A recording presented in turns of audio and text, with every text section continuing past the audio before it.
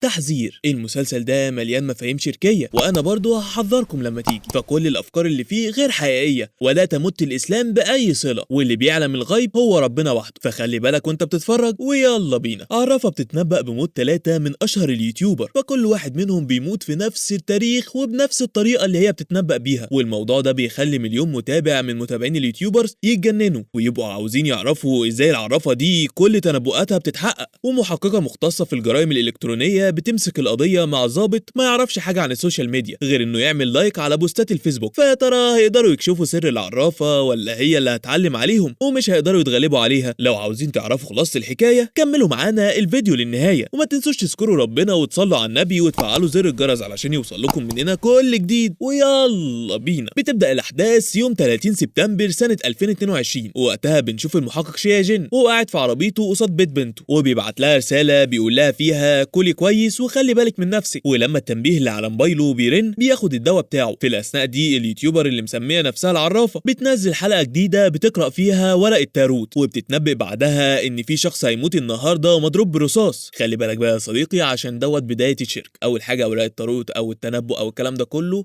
هجص في هجص، مفيش حاجه منه حقيقيه ولا يعلم الغيب الا الله، فخلي بالك وانت بتتفرج وما تصدقش اي حاجه. وعلى الجهه الثانيه اليوتيوبر ينوي بيكون قاعد قصاد الاسم وبيبقى باين عليه انه متوتر جدا، ومن غير اي تفكير بيطلع مسدسه وبيقرب من الاسم وبيضرب طلقه في الجو، فالناس بتخاف وتجري. وطبعا الضباط بيطلعوا من الاسم وبيحاولوا انهم يهدوه، وفي الوقت ده الناس اللي قريبين من الاسم بيطلعوا موبايلاتهم وبيصوروا اللي بيحصل. وواحد من الضباط بيقرب من ينوي وبيحاول يقنعه انه يسيب المسدس، وفي نفس الوقت شيا جن بيوصل وبيتسحب من ورا ينوي وبيضرب طلقه على رجله، بس الطلقه بتيجي في صدره فبيقع على الارض. وطبعا بقى الناس بتصور كل اللي حصل وبيتهموا الضابط انه حاول يقتل ينوي اللي بيتنقل للمستشفى وحالته بتكون خطيره جدا. والفيديوهات دي بتنتشر وكل رواد السوشيال ميديا بيهاجموا شيا جن. في الوقت ده صاحب ينوي اليوتيوبر تنغ دو بيروح لصاحبه المستشفى، وبعد ساعه تقريبا شيا جن بيوصل للمستشفى وبيكون في استقباله هو رئيس قسم مكافحه الجرائم الالكترونيه. ولما شيا جن بيشوفه بيقول له ايه اللي جابك هنا، فبيعرفوا ان الفيديو اللي اتصور له وهو بيضرب ينوي بالنار اترفع على السوشيال وجاب في خلال ساعتين 200,000 مشاهده، وده لان الضحيه يوتيوبر وعنده مليون متابع. وبيقول له انت ما تعرفش قوه السوشيال ميديا، ودلوقتي مش الضحيه بس اللي بقى مشهور، لا انت كمان بقيت ترند. ولما بيوصلوا قصاد اوضه العمليات بيسمعوا الدكتور كو وهو بيقول لاهل ينوي واصحابه انهم قدروا يخرجوا الرصاصه من جسمه لكن لسه حالته مش مستقره. وفي اللحظه دي تنغدو بيشوف شيا جن فبيفتح لايف وبيصور شيا جن وبيقول له متابعينه هو ده الضابط اللي حاول يقتل ينوي. وهنا شيا جن بيقول له وقف تصوير انت وكل متابعينك فشل زيك. وهنا تنغدو بيهاجم شيا جن فشيا جن بيزق وبيوقعه على الارض، وهنا اصحاب تنغدو بيحاولوا يهاجموا شيا جن فالظباط بيمنعوهم، وهو بياخد شيا جن وبيخرج من المستشفى. والفيديو ده كمان بينتشر وبيتعمل كوميك على شيا جن وعداوه الناس ليه بتزيد اكتر. المهم ان تنغدو بيتصل بصاحبه واتساي وبيقول له شفت الفيديو، فبيقول له ايوه، فواتساي بيقول له ما تعديش الشرطه. ينوي لما ضرب نار قصاد الاسم ما كانش معاه معدات تصوير، وده معناه انه ما كانش بيعمل تحدي ولا كان بيصور محتوى من الاساس. فتنغدو بيقول له امال هو عمل كده ليه، فبيقول له معرفش بس لازم نعرف ايه سبب اللي هو عمله ده. وعامه بنغلي المحققه في وحده جرائم الانترنت بتراجع كل فيديوهات العرافه وبتعمل تقرير عنها وبتقدمه له رئيسها المباشر، فبياخدها معاه وبيقدموا التقرير لرئيس الشرطه اللي بيتعصب عليهم وبيقول لهم انا مش عاوز كلام مفيش دليل عليه، انا عاوزكم توصلوا للسبب اللي خلى اليوتيوبر ده يعمل كده. وهنا شيا جن بيوصل فرئيس الشرطه بيقول له لازم تحسن شكلك قدام رواد السوشيال ميديا، وده مش هيحصل غير لو عرفت السبب اللي خلى اليوتيوبر ده يعمل كده. ولاني عارف انك من الطراز القديم اللي مالوش في السوشيال ميديا فالمحققه بنغلي هتكون شريكتك في القضيه دي. وعلى الجهه الثانيه بنشوف سوان صاحبه مطعم حلويات وهي بتعمل كيكه وبيكون على وشها اثار كدمات من ضرب لين جوزها ليها. المهم ان لما لين بيوصل بتقول له انا هروح اوصل الاوردر ده، فبيقول لها خليكي وانا هروح اوصله، وبياخد منها الاوردر وبيروح يوصله لليوتيوبر بتعمل ريفيوهات عن الاكل، وبيدخل لبيت اليوتيوبر بالقوه. وساعتها بيتفاجئ ان معاها مصور ومخرج البرنامج بتاعها، فبياخدها من قصرها وبيخرج من البيت. وبعد ساعه تقريبا بيقف بعربيته قصاد جسر. في الوقت ده شيا جن بيكون واقف بعربيته تحت العماره اللي فيها شقه بنته وبيتصل بيها فما بتردش عليه، فبياخد الاكل اللي اشتراه ليها وبيحطه لها قصاد باب شقتها وبيبعت لها رساله بيقول لها فيها انا سايب لك قصاد الباب الاكل اللي بتحبيه. وبعدها بينزل من الشقه. وقتها بيفتكر لما من سنتين رجع البيت وساعتها لقى بنته يوشيه ومراته في استقباله، وبنته كانت لابسه اللبس التنكري اللي عملته بنفسها. ولما بيقعدوا يتغدوا بتقول له انها خدت المركز الاول في مسابقه احسن لبس تنكري، وبتلبس ماسك على وشها وبتقول لابوها ماما تعبانه ولازم تروح للدكتور. وانت دايما مش فاضي علشان توديها. فبيقول لها هاخد اجازه بكره وهنروح للدكتور. وبعد لحظات مراته بتدخل المطبخ وهناك بيغمى عليها فبتتنقل للمستشفى، لكنها للاسف بتموت. ومن بعدها بنته بتحمله ذنب موت امها، وبسبب المشاكل الكتير اللي حصلت بينهم سابته واجرت شقه بعيد عنه. وبنرجع تاني بقى للوقت الحاضر، وقتها شيا جن بيروح للمستشفى وبيحاول يقابل ينوي، فالممرضه بتمنعه. وهنا الدكتور كو بيقول لها روحي شوفي شغلك، وبياخد معاه شيا جن وبيروحوا لاوضه ينوي. ولما بيوصلوا لباب الاوضه شيا جن بيجي له تذكره على التليفون، فبيخرج من الاوضه علشان ياخد الدواء. وفي اللحظه دي بيسمع صوت انذار الاجهزه المتوصله بجسم ينوي، فبيجري على الاوضه وساعتها بيلاقي الدكتور كو واقف جنبه وبيقول لشيا جن في تجمع دموي على رئته. وهنا بيوصل الدكاتره والممرضين المسؤولين عن الحاله وبيخرجوا كو وشيا جن من الاوضه، وبعد ما حالته بتستقر بياخدوه لاوضه الفحص. وفي الاثناء دي شيا جن بيقول لكو اشمعنى حصل له كده وانت واقف جنب سريره، فبيرد عليه ببرود وبيقول له لو ما كنتش انت ضربت عليه النار من الاول ما كانش جه المستشفى من اصله، وبيسيبه وبيمشي. وهنا شيا جن بيتصل ببنته فبيسمع صوت رن تليفونها جنبه، فبيجري يدور عليها لكن ما بيلاقيش ليها اي اثر. ولما بيخرج من المستشفى المحققه بتقول له ان العرافه نشرت فيديو تاني وبتبعت له لينك الفيديو، فبيتفرج عليه. وطبعا كل الناس بيكونوا بيتفرجوا على الفيديو في نفس الوقت. المهم انهم بيشوفوا العرافه وهي زي عادتها بتسحب 3 ورقات من ورق الطاروت، اعوذ بالله من الشيطان الرجيم ولا اله الا الله. وبعد كده بتقول ان في شخص هيغرق. وبعد لحظات لين بيفتح شنطه عربيته وبيطلع منها جثه اليوتيوبر واتساي وبيرميها من فوق الجسر فبتقع في النهر. ولما لين بيرجع البيت بيدخل الحمام، وعامه نسوان بتشوفه وهو بيغسل ايده من الدم. وتاني يوم الصبح واحده بتكون بتلعب رياضه جنب النهر فبتكتشف جثه واتساي فبتصرخ وبتبلغ الشرطه. فشيا جن بياخد معاه المحققه وبيروحوا لمسرح الجريمه، وهناك شيا جن بيعاين الجثه فبيلاقي اثار حبال على ايد الضحيه، كمان بيلاقي اثار كدمه على الراس، واسنانه بتكون بيضه جدا بعكس باقي جسمه اللي اتلوث من النهر. وبيلاقي فردة حلق من اللي هو لابسه مش موجوده. ولما بيسال ضابط المعمل الجنائي عن متعلقات واتساي بيديله التليفون بتاعه وبس يا سيدي بيلاقي عليه 13 اتصال من تنغدو. المهم انه بيقول للمحققه ان واتساي اتقتل في مكان تاني وبعد كده اترمى في النهر. في الاثناء دي المحققه بتشوف سوان وهي واقفه بين الناس اللي بتتفرج من بعيد وبيكون باين عليها التوتر، فبتروح ناحيتها. ولما سوان بتشوفها وهي بتقرب منها بتجري، لكن المحققه بتحصلها وبتقول لها انت مين وبتشتغلي فين، وبتطلب منها البطاقه بتاعتها. فبتقول لها انا اسمي سوان، وبتدي لها كارت المطعم بتاعها. وقبل ما تكمل استجوابها شيا جن بيوصل وبيقول لها انت بتستجوبها ليه، وقبل ما ترد عليه بيقول لسوان ارجعي بيتك، فبتسيبهم وبتمشي. وهنا المحققه بتحكي له عن اللي حصل وبتقول له انها شاكه ان سوان ليها علاقه بالقضيه، فبيقول لها ما تتهميش حد غير لما يكون معاكي دليل ضده. وبيقول لها ان الجريمه دي مرتبطه بالجريمه الاولى لانه لقى 13 اتصال من تنغدو على تليفون واتساي. وعلى الجهه الثانيه لما سوان بترجع للبيت بتلاقي لين نايم فبتاخد تليفونه وبتقلب فيه. وهنا لين بيصحى وبيقول لها انت بتعملي ايه، فبتقول له انت رحت فين بعد ما وصلت الاوردر الليله اللي فاتت، فبيقول لها وانت مالك. وبعدها بينزل فيها ضرب وبيلف ايده على رقبتها وبيخنقها لحد ما بتفقد الوعي. في الوقت ده تنغدو بيشوف خبر قتل واتساي على التلفزيون فبينهار وبيعيط. وبعدها بياخد تليفون ينوي وبيقلب فيه لحد ما بيلاقي فيديو كان صوروه وهم بيلعبوا بالالعاب الناريه، وكانوا وقتها راكبين الموتوسيكلات وساعتها عربيه كانت ماشيه وراهم عملت حادثه، وهم سابوا الناس اللي في العربيه من غير حتى ما يطلبوا لهم الاسعاف او يطمنوا عليهم. فبيروح حازف الفيديو. في نفس الوقت هو بيوصل وبياخد تليفون ينوي، وهنا تنغدو بيخرج من الاوضه وبيركب الاسانسير وبيكلم صاحبهم الرابع كاوبي وبيقول له الشرطه استجوبتك، فبيقول له لا، فبيقول له اوعى تتكلم معاهم في اي حاجه دول عالم فاشله ما لهمش 30 لازمه. وهنا بيلاقي شيا جن راكب معاه في الاسانسير، ولما بيوصلوا للدور الارضي تنغدو بيخرج من الاسانسير بسرعه، فشيا جن بيخرج وراه وبيقول له انت كنت تعرف واتساي، فبيقول له يخصك في ايه، اعرفه ولا ما اعرفوش، فبيوري له تليفونه وبيقول له ليه اتصلت بيه 13 مره في نفس اليوم اللي اتقتل فيه، فبيقول له صاحبي وكنت بتصل بيه عادي يعني، فبيقول له في اصدقاء مشتركين بينكم، فبيقول له ما اعرفش، فبيقول له افتح لي اكونت الفيس بتاعه، فبيقول له ده انت قديم قوي احنا ما بنفتحش الفيس ده خالص دلوقتي كلنا بنتواصل على الانستجرام، فبيقول له افتح لي حسابه على الانستجرام، فبيفتح له الحساب. وساعتها بيلاقي شخص اسمه ارمسترونج باعت لواتساي رساله بيقول له فيها حاجتك جاهزه تعالى خدها. فشيا جن بيقول لتنغدو تعرف مين ارمسترونج ده، فبيقول له لا ما اعرفوش. وهنا شيا جن بيديله ظهره وبيكلم المحققه وبيقول لها عاوزك تعرفي لي كل حاجه عن واحد مسمي نفسه على الانستجرام ارمسترونج. في الاثناء دي تنغدو بيستغل انشغال شيا جن وبياخد تليفون واتساي وبيحط مكانه تليفونه، ولما شيا جن بيلتفت له وبيقول له انا افتكرت عنوان ارمسترونج وبيديله عنوانه. وعامه ارمسترونج ده بيطلع ما هو الا صاحب شركه انتاج بنفس الاسم وشركته متخصصه في تصوير فيديوهات لليوتيوب. وتنغدو بيروح له على الشركه وبيقول له هو ايه اللي كان المفروض واتساي هيجي ياخده منك الليله اللي فاتت، فبيوري له مجموعه من الجرايد وبيقول له ان فيهم مقالات عن العرافه لانه كان بيدور وراها. وهنا ينغدو بيربط الامور ببعضها فبيقدر يوصل لان العرافه كانت بتتواصل مع ينوي على تطبيق خاص بيبعتوا لبعض رسائل عليه لما ما بيبقوش عايزين حد يتتبع اتصالاتهم. ولما بيدخلوا بيدخلوا على التطبيق ده بيلاقوا العرافه بعت رساله لينوي وهي اللي طلبت منه انه يضرب نار قصاد مركز الشرطه، بس ما بيبقوش عارفين هي ازاي اقنعته يعمل كده. على الناحيه التانيه بقى شيا جن بيتصل بالمحققه وبيقول لها تتبعي تليفون واتساي وابعتي لي اللوكيشن اللي هو فيه دلوقتي. ولما بيوصل لشركه الانتاج بيدور على تنغدو اللي بيقدر يهرب وبيركب عربيه صاحبه كاوبي اللي بيبقى مستنيه قصاد شركه الانتاج، وده لانه اتصل بيه قبل ما يوصل للشركه وقال له استناني بعد نص ساعه قصاد شركه الانتاج. المهم ان تنغدو بيحكي لصاحبه كل اللي حصل، وبعدها بياخد منه اللابتوب وبيقول له ان العرافه كانت باعته لواتساي صوره مشفره ومدمج معاها كلام سري، وبياخد الصوره بعد ما بعتها لنفسه بيدخلها على برنامج فصل الكلام عن الصوره، وساعتها بيوصل لجمله مكتوبه بلغه غريبه، فبيروح لاتنين يوتيوبر اصحابهم علشان يترجموا لهم الجمله دي. فالاتنين بيعرفوهم انهم عملوا بحث عن خلفيه العرافه، فلقوا عرافه تانية عجوزه برضه كانت مسميه نفسها العرافه بابا، وكان اسلوبها هو نفس اسلوب العرافه الحاليه، والعرافه العجوزه دي كانت من بلغاريا، فبيطلبوا من الترجمه الآلية انها تترجم لهم الجمله دي من البلغاريه للغتهم، والترجمه اللي بتظهر لهم بتكون شيا جن. المهم ان لما تنغدو بينزل من عند اليوتيوبر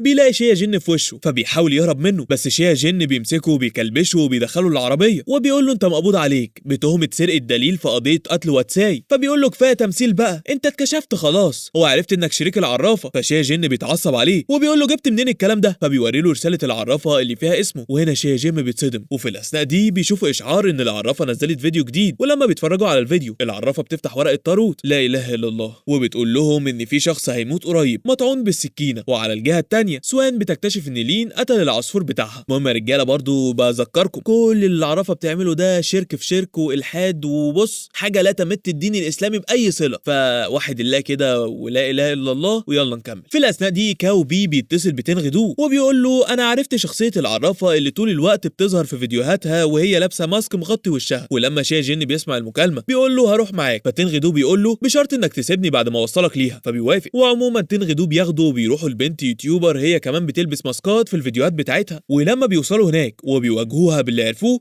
بتقول لهم ان اي شخص يقدر يطلع في فيديو وهو مغير صوته ولابس ماسك على وشه. ولما بيتاكدوا انها مش هي العرافه وبيشوفوا معاها نفس كروت الطاروت اللي بتظهر مع العرافه في الفيديو، شيا جن بيسالها جبت الكروت دي منين، فبتعرفهم انها اشترت الكروت دي من محل انشين للالعاب، والمحل ده كمان بيبيع ماسكات شبه الماسك اللي العرافه بتطلع بيه في الفيديوهات. فبياخدوا بعضهم وبيروحوا على المحل لكنهم بيلاقوه مقفول، وشيا جن بيكتشف ان المحل ده موجود جنب العماره اللي فيها شقه بنته، وبيفتكر كمان لما بنته زمان كانت بتحب تلبس الماسكات وتتكلم من وراها، لكنه بيطرد الفكره دي من دماغه. في الوقت ده تنغدو بيقول له اكيد العرافه دي تعرفك كويس والا ما كانتش كتبت اسمك في رساله مشفره. فشيا جن ما بيبينش اي اهتمام بكلام تنغدو وبيفك له الكلبشات اللي في ايديه وبيقول له تقدر تمشي دلوقتي، وبيطلع تليفونه وساعتها بيوري لتنغدو الرساله اللي جات له من المحققه واللي مكتوب فيها ان ينوي حالته بقت مستقره. وبعدها تنغدو بيشوف شيا جن وهو بيبعت لبنته ملصقات تقليديه جدا، فبياخد منه التليفون وبيبعت لها ملصق ليه وهو بيعمل الحركه بتاعته اللي بيبدا بيها اي فيديو، وبيعلم شيا جن الحركه بتاعته وبعد كده بيسيبه وبيمشي. المهم ان المحققه بتقدم له طلب بمراقبه تليفون سوان لانها كانت في مسرح الجريمه وكان باين عليها التوتر، فبيرفض وبيقول لها ركزي في تفاصيل القضيه وبلاش تشتتي نفسك مع اي مشتبه فيه ملهوش علاقه بالقضيه. وساعتها المحققه بتزور الموافقه على طلب مراقبه تليفون سوان، ولما بتراقب تليفونها بتقدر تعرف مكان بيتها وبتتصل بشيا جن وبتقول له انا عرفت مكان العرافه او معنى اصح سوان لاني شاكه ان هي العرافه، وبتقول له انها بترفع فيديوهاتها من سايبر وبتدي له عنوانه وبتقول له انها موجوده فيه دلوقتي. فبياخد بعضه وبيروح على هناك بسرعه وبيبتدي يفتش في السايبر، ولما صاحب السايبر بيقول له انت عاوز مين بيقول له انا ضابط شرطه وعاوز اشوف الكاميرات اللي في المكان، فبيشاور له على اماكن الكاميرات. وساعتها شيا جن بيشوف شخص مغطي وشه بكمامه وهو بيقوم من مكانه وبيخرج من المكان بسرعه، فبينادي عليه وفي المجمل الشخص ده بيجري بره السايبر، فشيا جن بيجري وراه وبيقدر يقبض عليه. ولما بيشيل الكمامه بيكتشف ان الدكتور كو، فبياخده على الاسم وهناك بيكلبشوه وبيسالوه ايه اللي خلاك تهرب من شيا جن، فبيقول لهم انا مش هتكلم الا في وجود المحامي بتاعي. وفي نفس اليوم بالليل لين بيخرج من الممر القريب من بيته وهو مطعون بالسكينه وبيقع على الارض وبيموت، وخبر موته بيتذاع في نشره الاخبار. ولما شيا جن بيشوف الخبر في التلفزيون بياخد معاه المحققه وبيروحوا على هناك وبيعاينوا جثه الضحيه، وساعتها بيشوفوا ان السكينه المغروزه في جسمه عليها ملصق مكتوب فيها اسم المحل اللي بتتباع فيه، وبيتتبعوا اثار الدم اللي على الارض لحد ما بيدخلوا الممر، وهناك بيلاقوا مكان فيه اعقاب سجاير كتيره جدا مرميه على الارض، فبيعرفوا ان لين كان واقف في المكان ده وده لما اتطعن بالسكينه. ومن شكل الجثه بيعرفوا ان اللي طعنه كان واقف قريب منه جدا وانه ما قاومش الجاني، وده معناه انه يعرف الشخص اللي طعنه كويس. ولما بيمشوا شويه بيلاقوا محل اسمه هو نفس الاسم اللي مكتوب على الملصق اللي موجود على السكينه اللي اتطعن بيها لين، فبيدخلوا المحل وبيراجعوا تسجيل كاميرات المراقبه. وقتها بيشوفوا سوان وهي بتشتري السكينه قبل ارتكاب الجريمه بنص ساعه، وساعتها المحققه بتغلط وبتقول قدام الكاشير العرافه اهي، فشيا جن بيتعصب عليها وبياخدها وبيمشي. وهنا الكاشير بيصور بتليفونه لقطه الفيديو اللي ظهرت فيها سوان. في الاثناء دي هو بيحرر الدكتور كو وبيسيبه يمشي، وعامه تنغ دو بيكلم كاوبي وبيقول له هو مين الشخص اللي اتطعن بالسكينه، فبيقول له ده يوتيوبر اسمه لين بس قناته ما فيش فيها متابعين. وفي الاثناء دي شخص بيهاجم تنغ دو من ظهره وبيطعنه وبيكتفه وبيحطه جوه شنطه العربيه. ولما تنغ دو بيفوق بيلاقي نفسه محبوس جوه شنطه عربيه، فبيفضل يصرخ لكن ما فيش حد بيسمعه. وعلى الجهه الثانيه شيا جن هو ورئيس قسم الجرائم التكنولوجيه بيروحوا للمشرحه، وهناك شيا جن بيعاتبه لانه حرر الدكتور، فهو بيقول له مفيش داعي اننا نفتح على نفسنا جبهه تانية، كفايه الهجوم على جهاز الشرطه بسبب اللي انت عملته. وفي المجمل لما بيدخلوا يتكلموا مع دكتوره المعمل الجنائي بتقول لهم ان في جرح في ايد الضحيه اليمين وفي الجزء الداخلي من دراعه اليمين و4 جروح في بطنه وطعنه في صدره كانت هي السبب في موته. وبتقول له انهم لقوا عينه اثار لجلد وشعر واحده ست تحت ضوافره، ومن زاويه الطعنه واضح انها اقصر منه وان ما كانش في اي مقاومه من المجني عليه لانه يعرفها. وهنا شيا جن بيقول لهم ان الجريمه دي ملهاش علاقه بالجريمه اللي حصلت قبل كده، لان اكيد ما فيش ست هتقدر انها تقتل واتساي وتشيله وترميه من فوق الجسر. وعلى الجهه الثانيه تنغ دو بيحاول يتصل بكاوبي لكن التليفون بيقع منه وشاشته بتتكسر، فبيديله امر صوتي وبيقول له ابعت موقع لشيا جن، وما بيبقاش عارف الرساله دي هتوصل له ولا لا. المهم ان الولاعه بتقع من جيبه فبيولعها وبيحرر ايديه، وساعتها بيقدر يفتح فتحه صغيره في شنطه العربيه فبيشوف منها العربيه من جوه. وقتها بيكتشف انه في جراج وان في انذار حريق. في الوقت ده بنشوف ان الشخص اللي خطفه بيغسل المشرط اللي طعن بيه تنغ دو من الدم، وفي نفس الوقت بنكتشف ان المجرم خاطف بنت ومكتفها. وعلى الجهه الثانيه شيا جن بيدور على تنغ دو لكن ما بيقدرش يلاقيه، فبيروح يسال عليه صاحبه كاوبي، وساعتها بيقول له انه الليله اللي فاتت كان بيكلمه الساعه 3 الصبح وبعت له صوره من المكان اللي هو فيه، وبعدها ما ردش عليه علشان كده جه هنا يدور عليه لكن ما لقاش ليه اي اثر. ولما بيدوروا في الشوارع القريبه بيلاقوا اثار دم تنغ دو على الارض، وشيا جن بيدور لحد ما بيلاقي كاميرا موجوده في المكان، فبيتصل بالمحققه وبيقول لها عاوزك تراجعي تسجيل الكاميرات وتعرفي لو تنغ دو كان موجود هنا من الساعه 2 للساعه 3 الفجر. المهم انها لما بتراجع الكاميرات بتعرف رقم العربيه وبتتابع حركاتها وبتعرف اخر منطقه ظهرت فيها العربيه وبتبلغ بيها شيا جن، فبيروح هناك. في الاثناء دي تنغ دو بيقدر انه يحرق شويه ورق جوه العربيه، وساعتها انذار الحريق بيشتغل، فشيا جن بيسمع صوت الانذار وبيقدر يوصل لتنغ دو وبينقذه وبينقله للمستشفى. وفي نفس اليوم بالليل تنغ دو بيعمل لايف وبيحكي لمتابعينه كل اللي حصل له، وبيقول لهم ان الضابط شيا جن هو اللي انقذ حياته وان هو اللي كان مقصود بكلام العرافه لما قالت ان في شخص هيتهم بالسكينه، وبيوري لهم فردة حلق صاحبه واتساي وبيقول لهم انه لقاها في شنطه عربيه المجرم اللي خطفه. ومن بعدها الدنيا بتتقلب وكل اليوتيوبر بينشروا فيديوهات بيتكلموا فيها عن موضوع العرافه وعن انها كدابه وهي اللي لفقت كل الجرائم اللي حصلت علشان تثبت لمتابعينها انها بتتنبأ بالمستقبل. وفي نفس اليوم بالليل شيا جن والمحققه بيروحوا لتنغ دو المستشفى، وهناك المحققه بتوري له صوره سوان وبتقول له هي دي اللي خطفتك، فبيقول لها انا ما شفتش اللي خطفني لكن اعتقد انه راجل مش ست، فبتقول له هو انت وصاحبك في بينكم وبين اي شخص عداوه، فبيتوتر وبيقول لها لا. وتاني يوم الكاشير بيرفع صوره سوان على اليوتيوب وبيعرف الناس انها العرافه، والخبر بينتشر في البلد كلها، وطبعا المحققه بتكون هي السبب في اللي حصل ده. فرئيس الشرطه بيدي اوامر لشيا جن وهو بالقبض على سوان في اسرع وقت. وفي اللحظه دي العرافه بتنشر فيديو جديد وبتسحب 3 كروت طاروت زي عادتها وبتقول لهم ان في شخص هيموت وهيترمي من فوق الجسر. لا اله الا الله.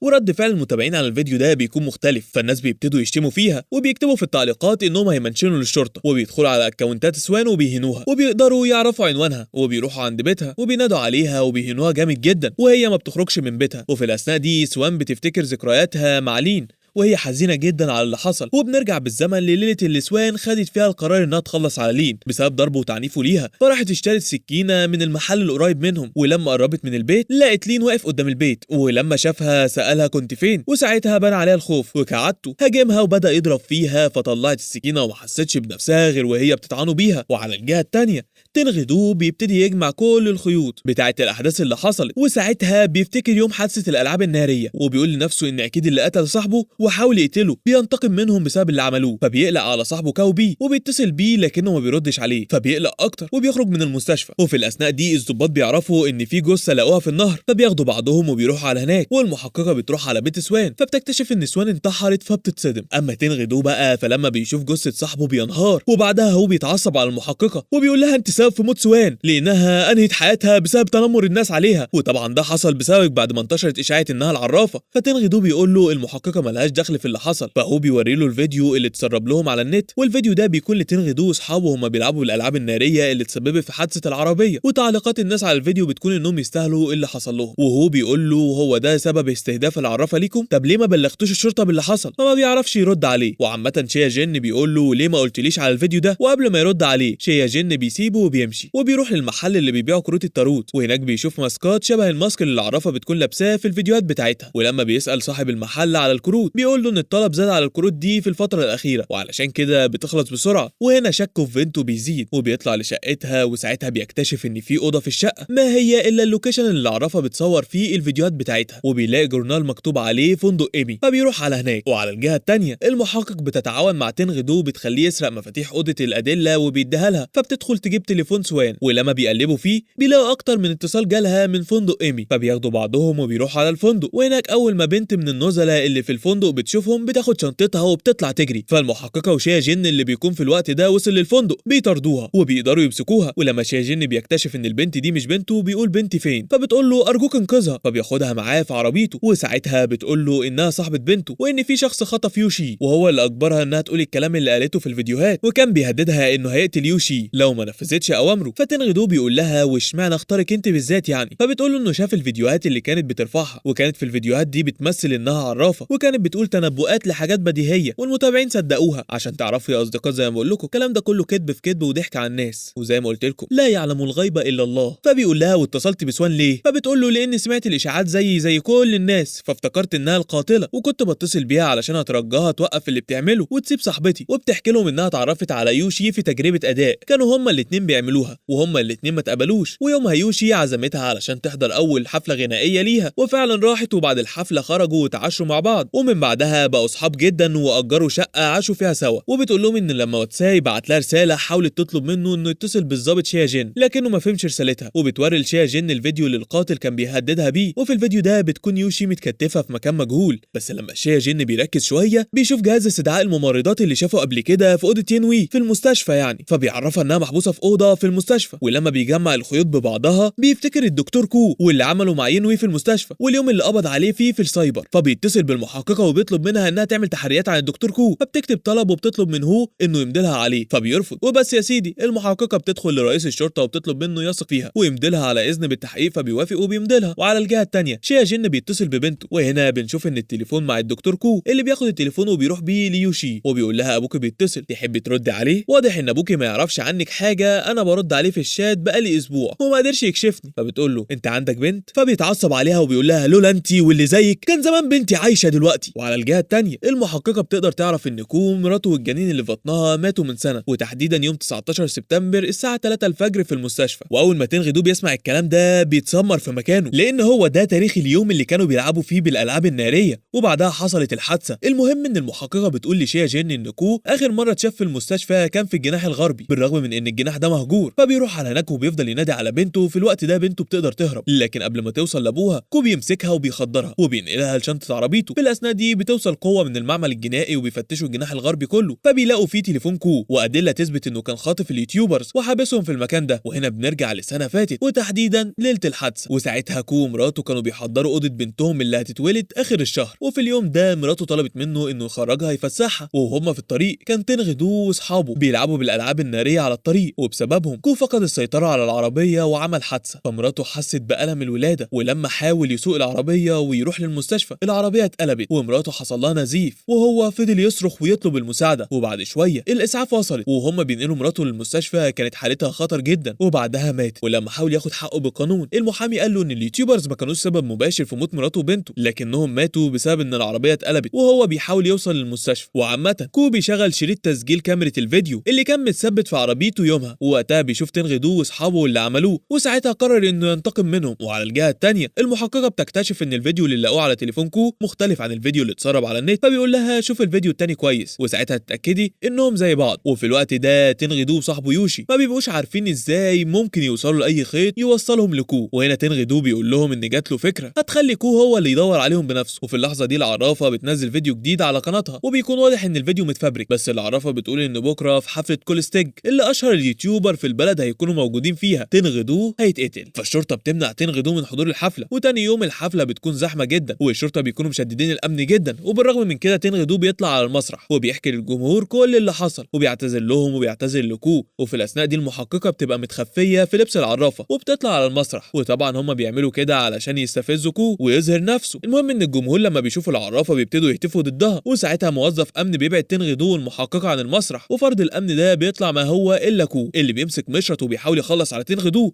وهنا المحققه بتقلع الماسك وبتدافع عن تنغدو وبتدي الكول علقه تمام، لكنه بيقدر يهرب منها. ولما بيوصل الجراج بيلاقي شيا جن في وشه، والاتنين بيدخلوا مع بعض في معركه شرسه. وقبل ما كو يضرب شيا جن بالنار المحققه بتوصل وبتضرب كو بالنار فبيتصاب. وهنا شيا جن بيقوم وبيفتح شنطه العربيه فبيلاقي بنته متكتفه، واول ما بتشوفه بتنهار. وبعدها بتتنقل للمستشفى وصاحبتها بتزورها وبتطمن عليها. واول ما ابوها بيدخل الاوضه صاحبتها بتخرج، وقتها شيا جن بيقول لها انا كنت خايف قوي عليكي، سامحيني علشان انا اتاخرت عليكي. فبتقول له انا ما كنتش خايفه لاني كنت متاكده انك هتنقذني. وفي المجمل تنغدو بيروح لاوضه ينوي وبيقول له انت هتفوق امتى بقى؟ اصحابنا كلهم ماتوا وما بقاش فاضل غير انا وانت. وفي نفس اليوم بالليل كو بيكون في المستشفى وايده بتبقى متكلبشه في السرير، وبيبقى ماسك في ايده التانيه سلسله مراته وبيفتح العليقه اللي في السلسله وبيبلع سم السيانيد اللي موجود جواها، وطبعا بيموت. تعالوا بقى نرجع لليله الحادثه. وقتها كان هو في الاتوبيس مع المخبر بتاعه وبيطلب منه انه يساعده في تلفيق قضيه مخدرات علشان يترقى، لكن هو بيكتشف ان المخبر بيسجله وبيحاول ياخد منه التليفون. فالمخبر بيجري فهو بيجري وراه وبيضرب عليه رصاص، فالطلقه بتيجي في عمود النور وبترد في كاوتش عربيه كو، وساعتها العربيه بتتقلب. وعامه هو بيكتم نفس المخبر وبيبعده عن الطريق وبيقف فيه بعيد عن الكاميرات. وقتها بيشوف كو وهو بيخرج مراته من العربيه وبيصرخ وبيطلب المساعده، بس الكلام ده ولا بيفرق معاه. وبعدها بيتفاجئ ان المخبر بتاعه مات فبياخد فارغ الرصاص من على الارض. وبعد شويه الشرطه بتوصل، ولما واحد من الضباط بيدي اوامر بنقل جثه المخبر للاسعاف هو بيروح يتكلم معاه. فالضابط بيقول له انهم لقوا مع المخبر بتاعه مخدرات وان شكل الوفاه حصلت نتيجه جرعه مخدرات زياده، فهو بيدي اوامر بالابلاغ عن الوفاه فورا من غير ما يرجعوا للطب الجنائي. وبيقول للضابط انا هخلص الاجراءات كلها، سلموا جثته لاهله. ولانه هو مدير قسم الجرائم الالكترونيه قدر يوصل لهاردات كاميرات المراقبه في الشارع كله وبوظ الهاردات كلها. وبعد كده نسي الموضوع لحد ما شاف الدكتور كو وهو خارج من اوضه العمليات وعرف انه كان مساعد الجراح اللي خرج الرصاصه من جسم ينوي. وساعتها افتكره فراح خد تليفون ينوي وقدر انه يرجع الفيديو اللي تنغدو مسحه. وساعتها شاف انه ظاهر في الفيديو وهو بيضرب نار على المخبر وبعدها قتله، فمسح منه الجزء اللي هو ظاهر فيه. وبعدها رفع الفيديو على النت. وعلى الجهه الثانيه ينوي بيفوق في المستشفى، وساعتها تنغدو بيفرح جدا وبيقول له اخيرا فقت. فبيقول له